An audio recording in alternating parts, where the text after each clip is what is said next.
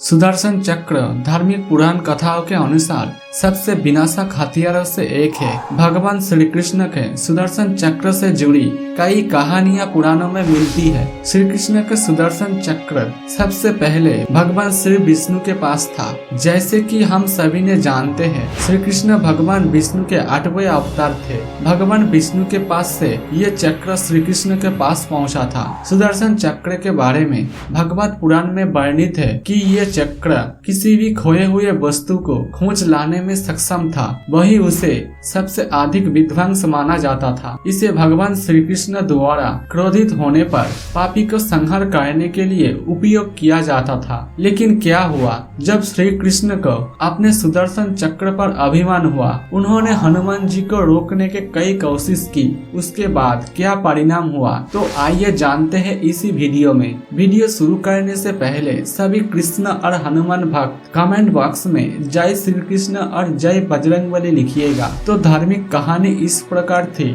एक दिन श्री कृष्ण द्वारका में रानी सत्यभामा के साथ सिंहासन में विराजमान थे। उनका निकट ही गरुड़ और चक्र विराजमान थे। बातों ही बातों में रानी सत्यभामा ने पूछा, हे प्रभु, आपने त्रेता युग में राम के रूप में अवतार लिया था। सीता आपकी पत्नी थी, क्या वो मुझसे ज्यादा सुंदर थी? भगवान श्री कृष्ण सत्यभामा के जवाब देते उससे पहले गरुड़ ने कहा, हे भगवान, क्या दुनिया में मुझसे भी ज्यादा तेज गति से उड़ सकता है? तभी सुदर्शन से भी रहा नहीं गया और वो बोल उठा कि भगवान, मैं आपको बड़े बड़े युद्ध में विजयश्री दिलवाई है, क्या संसार में मुझसे भी ज्यादा शक्तिशाली कई है? द्वारकाधीश समझ गए कि तीनों में अभिमान आ गया है, लेकिन प्रभु की लीला तो अद्भुत है। तो श्री कृष्ण मन मानिए मुस्कुराए ये सोच के कैसे इन तीनों का अभिमान को नष्ट किया जाए। तब भगवान ने फैसला लिया और गरुड़ से बोले, गरुड़, अब तुम जाके हनुमान को बुला लाओ। उनसे कहना कि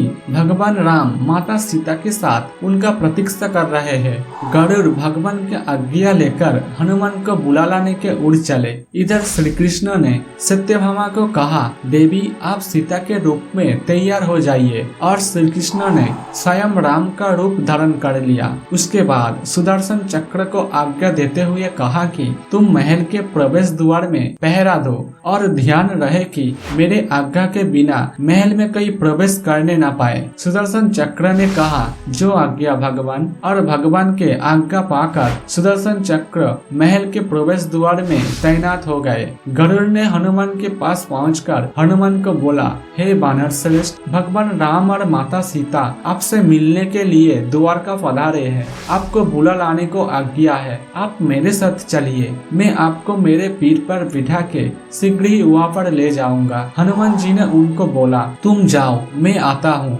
गरुड़ ने मन ही मन विचार किया कि हनुमान जी तो विरुद्ध हो चली है, ये कैसे जल्दी पहुँचेंगे। जिसके बाद हनुमान जी के कहने पर गरुड़ ने द्वारका की ओर लौट चले। लेकिन जैसे ही वो महल में दाखिल हुए, गरुड़ के होश उड़ गए। उनके सामने हनुमान जी विराजमान थे, जो उनसे पहले महल में पहुंच गए। ये देखकर गरुड़ के सर लज्जा से झुक गए। तभी श्री राम के रूप में श्री कृष्ण हनुमान से कहा कि पवन पुत्र, तुम बिना आज्ञा के महल में कैसे प्रवेश कर पाए? क्या तुम्हें किसी ने प्रवेश द्वार में रोके नहीं? हनुमान ने हाथ जोड़ते हुए सर झुककर अपने मुंह से सुदर्शन चक्र को निकालकर प्रभु के सामने रख दिया। उसके बाद हनुमान ने कहा कि प्रभु, आपसे मिलने क्या कोई रोक सकता है? इस चक्र ने मुझे रोकने का कई प्रयास किया था, इसलिए इसको मुंह में रखकर आपसे मिलने आ गया। मुझे क्षमा करे। भगवान मन ही मन मुस्कुराने लगे। अंत में हनुमान ने हाथ जोड़ते हुए